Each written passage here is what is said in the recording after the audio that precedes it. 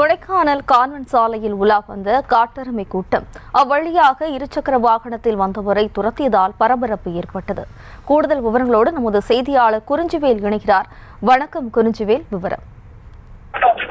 நிச்சயமாக திண்டுக்கல் மாவட்டம் கொடைக்கானலில் சமீப காலமாக காட்டெருமைகள் கூட்டம் பிரதான நகர்ப்பகுதிகளில் உலா வருவது வாடிக்கையாக காணப்படுவது ஒன்றாகும். இது குறிப்பாக இன்று காலை எப்போதும் பரபரப்பாக காணப்படக்கூடிய கான்வென்ட் ரோடு பிரதான சாலையில் இரண்டு கன்றுடன் உலா வந்த காட்டெருமை கூட்டம் அதே பகுதியில் இருசக்கர வாகனத்தில் வந்தவர் மீது தாக்குதல் நடத்தியுள்ளது. இதனால் வாகனத்தை கீழே போட்டுவிட்டு உயிரை காப்பாற்ற அவர் தரந்திரிக்க ஓடியுள்ள காட்சியும் பதிவாகி உள்ளது. இந்த காட்சியானது தற்போது சமூக வலைகளில் வைரலாக பரவி வருகிறது.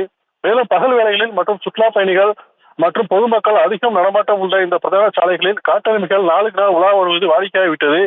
எனவே தொடர்ந்து பெரும் அசம்பாவிதம் ஏற்படுவதற்கு முன்பாக வனத்துறையினர் உரிய நடவடிக்கை எடுக்க வேண்டும் என கோரிக்கை எடுத்துள்ளது குறிப்பிடத்தக்கது.